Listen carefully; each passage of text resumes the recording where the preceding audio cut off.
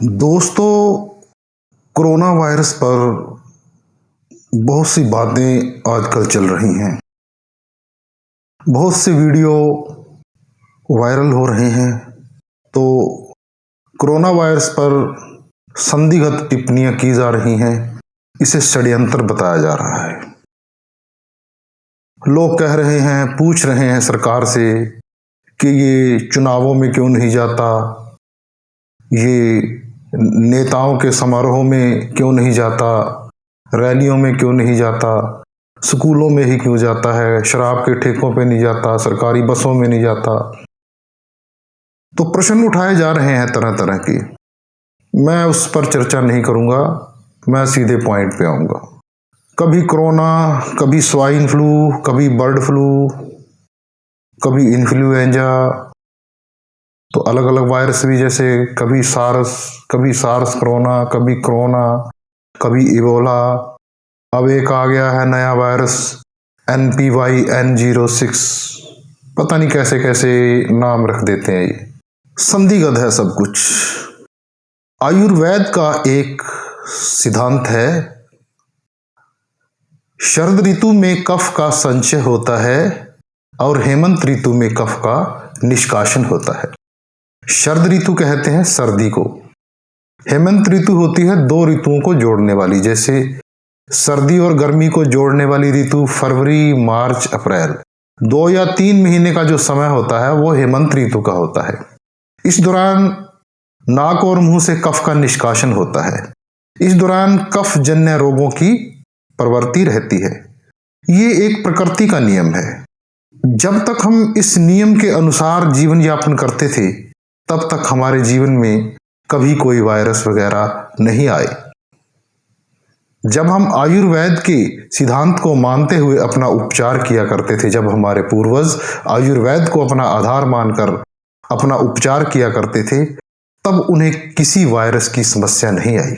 ये जो लक्षण आते हैं, कहते हैं ये कोरोना के हैं, नहीं, ये वात/मिक जवर है।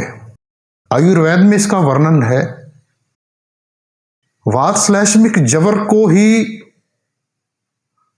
कोरोना, स्वाइन फ्लू, कभी बर्ड फ्लू, कभी इन्फ्लुएंजा कहा जाता है। रोग एक ही है, वात/मिक जवर।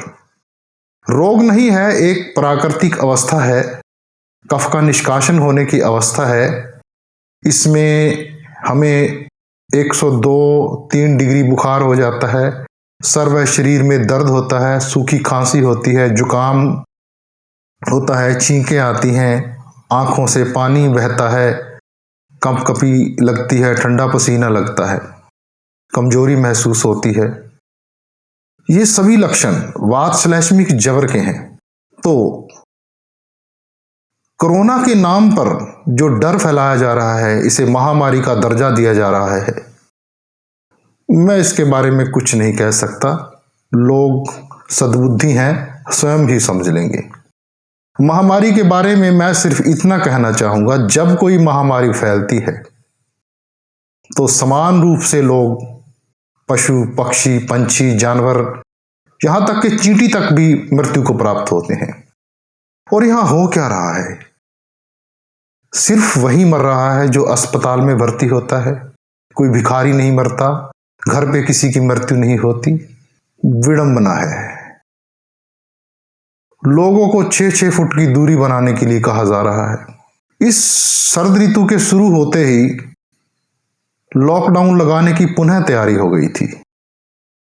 पिछला 2020 तो इन्होंने पूरा का पूरा साल लॉकडाउन में गुजार दिया, जिसके चलते बहुत से उद्योग धंधे फेल हो गए, बहुत से व्यापारियों ने आत्महत्या कर ली, भूख से लोग मरे, सही समय पर रोगियों को दवा ना मिल पाने की वजह से बहुत से रोगी असमय काल के ग्रास बन गए।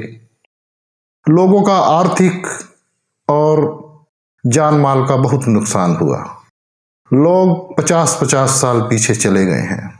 शासन प्रशासन अधिकारियों के द्वारा लॉकडाउन के दौरान जो लोगों से दुर्व्यवहार किया गया, उनसे मारपीट की गई, उनसे अभद्र व्यवहार किया गया, बहुत ही दुखद है ये। हम भारत में रहते हैं। भारत ने पूरे विश्व को आयुर्वेद का ज्ञान दिया है। आयुर्वेद एक ऐसा चिकित्सा शास्त्र है जिसे अपनाकर हम सभी बीमारियों से रोग मुक्त रह सकते हैं। वात श्लेष्मिक ज्वर एक सामान्य अवस्था है। जैसे हम पानी पीते हैं तो 2 घंटे बाद मूत्र का आना बेहद जरूरी होता है। इसी प्रकार से हम भोजन ग्रहण करते हैं तो 24 घंटे में एक बार मल त्याग का होना अनिवार्य होता है। इसी प्रकार से वर्ष में 1 या 2 बार नाक और मुंह से कफ का निष्कासन होना भी इसी तरह ही अनिवार्य है। जिस तरह हेमंत ऋतु में कफ बाहर आता है, उसी तरह से गर्मियों में पसीना बाहर आता है। फिर कभी तो ये षड्यंत्रकारी जिसे किसी व्यक्ति को पसीना ज्यादा आ रहा होगा तो कह देंगे इसे भाई परसोना हो गया, इसे कारागार में डाल दो, इसे ये कर दो, वो कर दो, इसको कमरे में बंद कर दो। ये चीजें अगर आज आप नहीं समझोगे ना, कल को यही चीजें आपको परेशान करेंगी, तंग करेंगी। समझने की जरूरत है, लठ उठाने की जरूरत है और बजाने की जरूरत है। कोरोना तो चला जाएगा, फिर इसका कोई और वर्जन आ जाएगा। खांसी जुकाम पर मल्टीनेशनल कंपनी ने लोगों को भरमाकर, लोगों को बरगलाकर अरबों खरबों का व्यापार कर डाला है। समझने की जरूरत है। कहते हैं कि मास्क लगाओ, मास्क जरूरी है, मास्क नहीं तो चालान काट दिया जाता है। अरे भाई, मैं ये पूछना चाहता हूं, मास्क के जो छेद हैं वो नंगी आंखों से हमें दिखाई देते हैं। क्या कभी कोई वायरस नंगी आंखों से दिखाई देता है? तो इसका सीधा मतलब ये है कि वायरस इतना छोटा है कि वो मास्क के छेदों में से आराम से गुजर सकता है। तो मास्क लगाने का क्या फायदा? वायरस तो अंदर चला ही गया ना। मास्क का नुकसान है, वायरस अंदर चला गया लेकिन वो बाहर नहीं आ पाएगा। मास्क का उपयोग सिर्फ धूल कणों से बचने के लिए होता है। जिन लोगों को धूल कणों से एलर्जी होती है उनको मास्क का उपयोग करना चाहिए। और फिर कहते हैं साबुन से हाथ धो, कोरोना मर जाता है, सैनिटाइजर से कोरोना मर जाता है। अरे भाई, जिस कोरोना की कोई दवाई नहीं है वो साबुन से मर जाता है। मूर्ख समझ रखा है क्या? बेवकूफ समझ रखा है? पागल है हम? क्या समझते हो आप? दुनिया मूर्ख है। दुनिया सब समझती है। जब दुनिया उठेगी ना, तुम्हें भागने के लिए जगह नहीं मिलेगी। वो दिन दूर नहीं है। अगर कोरोना महामारी होती तो इतने महीनों से किसान जो दिल्ली के बॉर्डर पर बैठे हैं, आपस में संपर्क बनाए हुए, कहाँ 6 फुट की दूरी है? कहाँ 6 फुट की दूरी है उनमें? सभी मर जाते। आपने तो लॉकडाउन लगाने की शरद ऋतु में तैयारी कर ही ली थी। सारी सर्दी लोगों को अंदर बंद करके गुजार देते। पता नहीं क्या कर रहे हैं आप, कौन सा ऐसा घोटाला कर रहे हैं कि लोगों को पता ना चले, लोगों को उल्लू बना रहे हैं, मूर्ख बना रहे हैं। चलो, ये जो बातें हुई क्षमा चाहता हूं, लेकिन मैं आपको वात श्लेष्मिक ज्वर का उपचार बता रहा हूं। उपचार बड़ा आसान है, किसी चक्कर में पड़ने की कोई जरूरत नहीं है। अगर वात श्लेष्मिक ज्वर के ये जो लक्षण मैंने पहले बताए अगर आपके शरीर में प्रकट होते हैं तो आप 250 ग्राम पानी ले लें और 10-12 तुलसी के पत्ते ले लें। इनको तब तक उबालें जब तक पानी चौथा हिस्सा रह जाए। जब चौथा हिस्सा रह जाएगा उसमें स्वादानुसार सेंधा नमक डालकर गर्मा गर्म ही पी लें। इन्हें पूरे दिन में 4-4 घंटे के अंतराल से पीते रहें। और एक बार बीच में क्या करें, आधा चम्मच अजवाइन ले लें, आधा चम्मच दालचीनी ले लें और 1 कप पानी में उबाल के काढ़ा बनाएं, इसे भी गर्म गर्म पी लें। लेटे रहें, सारा दिन आराम करें, कोई कंबल ओढ़े रहें ताकि शरीर में से पसीना निकलता रहे। पसीना निकलने से वात श्लेष्मिक ज्वर में राहत मिलती है। तो एक सिंपल सादा पानी में हींग डाल लें, हींग का पाउडर डाल लें, उसे सूंघते रहें, बार बार सूंघते रहें। आधे आधे घंटे बाद, 40-40 मिनट बाद, उसे 5-5, 4-4 मिनट के लिए सूंघते रहें। इससे क्या होगा, नाक और गले में जमा हुआ कफ बाहर आना शुरू हो जाएगा। जैसे ही कफ बाहर आना शुरू हो जाएगा, आपकी समस्या का समाधान हो जाएगा। तो दिन में एक बार किसी भी समय 1 कप गर्म दूध में आधा चम्मच हल्दी डाल के पी लें। वात श्लेष्मिक जबर का असर 2 से 4 या 5 दिन के लिए रहता है और ये सबत ही ठीक हो जाता है। वात श्लेष्मिक जबर का गलत ढंग से उपचार करने पर पूरे विश्व में प्रतिवर्ष 3 से 6 लाख लोगों की मृत्यु होती है। लेकिन यदि हम इसका उपचार आयुर्वेदिक पद्धति के अनुसार करें तो यह मृत्यु दर 90% तक कम की जा सकती है। कफ का संचय होना और निष्कासन होना, ये दोनों प्राकृतिक नियम हैं। कफ अभी निष्कासित होगा इन 2-3 महीनों में, फिर इसके बाद गर्मी का मौसम आ जाएगा, कफ निष्कासन नहीं होगा। फिर बचा हुआ कफ दोबारा जब गर्मी से सर्दी का मौसम आएगा, उस समय भी कफ का निष्कासन होगा। तो 6 महीने में एक बार कफ का निष्कासन होना अनिवार्य है, जरूरी भी है, हमारे स्वास्थ्य के लिए अच्छा है। नाक के द्वारा और मुंह के द्वारा कफ आना अच्छी बात है। हमारे शरीर में से विसंगतियों को बाहर निकलने का अवसर दें, इन्हें रोकें नहीं, प्राकृतिक रूप से इन्हें बाहर निकलने दें। होता क्या है, जब हम कफ जन्य रोगों से ग्रस्त होते हैं, कफ नाक और मुंह से बाहर आ रहा होता है, तो हम उसे एलोपैथिक औषधियों से कफ को रोक देते हैं। उसी कफ को रोकने से हम बीमार होते हैं। हर 6 महीने बाद, हर प्रतिवर्ष हम कफ को रोकते हैं और एक दिन ऐसा होता है हमारे शरीर में कफ इतना सारा जमा हो जाता है, फेफड़े भर जाते हैं, आंतड़ियां भर जाती हैं और शरीर में कफ के लिए कोई जगह बचती ही नहीं है। तो कफ की अति होने से हमारा सांस रुक जाता है और हम मृत्यु को प्राप्त होते हैं। कफ का निष्कासन ही हमारा भला कर सकता है। वात श्लेष्मिक जबर, जुकाम और खांसी, इनमें थोड़ा थोड़ा अंतर है। वात श्लेष्मिक जबर इसके नाम से ही स्पष्ट होता है, जैसा कि वात यानी कि दर्दें, कहीं भी दर्दें, कमजोरी महसूस होना। तो श्लेष्मा जैसे नाक और मुंह से कफ का निकलना, जबर में बुखार होना, कंपकपी होना, सिहरन होना, ये इसके लक्षण हैं। जुकाम में क्या होता है, जुकाम में नाक से पानी बहता है, आंख से पानी बहता है, हल्का सिर में दर्द होता है, उसमें जबर न्यूनतम होता है।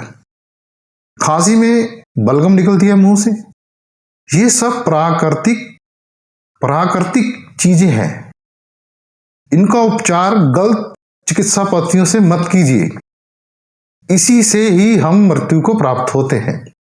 मरते तो प्रतिवर्ष हैं 3 से 6 लाख लोग, पर अब इनको उंगलियों पे गिना जा रहा है, रजिस्टरों में लिखा जा रहा है, इतने मर गए, इतने मर गए। और हो ये भी रहा है, कोई हार्ट फेल से मर गया, उसको भी कहते हैं कोरोना से मर गया। कोई किडनी फेलियर से मर गया, उसको भी कोरोना का नाम दे देते हैं। कोई कैसे भी मर जाए, कोई टाइफाइड से मर जाए, कैसे भी मर जाए, जैसे भी मर जाए, उसको कह देते हैं। यहां तक के लोग एक्सीडेंट में मर जाते हैं, उन्हें भी कहते हैं कोरोना से मर गया, कोरोना स्टेटस। ये बड़ी विडंबना है, बड़ा झूठ चल रहा है आजकल। बहुत लोग इन्होंने मार दिए कोरोना के नाम पर। मैं नहीं राय देता आपको किसी एलोपैथिक अस्पताल में जाने की। अरे भाई, किसी आयुर्वेदिक चिकित्सक के पास चले जाइए, किसी होम्योपैथ की सलाह ले लीजिए, यूनानी चिकित्सक बहुत हैं, उनसे मिल लीजिए, प्राकृतिक चिकित्सा केंद्र बहुत हैं, वहां चले जाइए। हाथ बांध के आपसे विनती यही है, इनसे बचिए। ये राक्षस हैं, दानव हैं, ये पैसे के लिए कुछ भी कर सकते हैं। इंसान को मारने में इन्हें कतई दर्द नहीं होता है। तो दोस्तों, सद्बुद्धि से काम लीजिए। अब कह रहे हैं कि वैक्सीन लगवाना जरूरी है। अरे, जब कोई बीमारी है ही नहीं तो उसकी वैक्सीन क्या?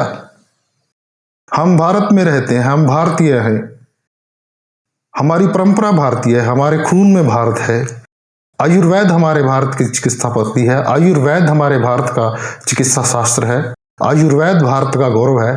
तो हम भारतीय चिकित्सा पद्धतियों का सहारा लेंगे। हम क्यों माने वर्ल्ड हेल्थ ऑर्गेनाइजेशन को? आयुर्वेद चिकित्सा शास्त्र में वर्ल्ड हेल्थ ऑर्गेनाइजेशन का कोई स्थान नहीं है। होम्योपैथी में वर्ल्ड हेल्थ ऑर्गेनाइजेशन का कोई स्थान नहीं है। यूनानी चिकित्सा में वर्ल्ड हेल्थ ऑर्गेनाइजेशन का कोई स्थान नहीं है। एलोपैथी वाले मानते रहे वर्ल्ड हेल्थ ऑर्गेनाइजेशन को। मित्रों, आयुर्वेद की ओर कदम बढ़ाएं और कोरोना से निजात पाएं।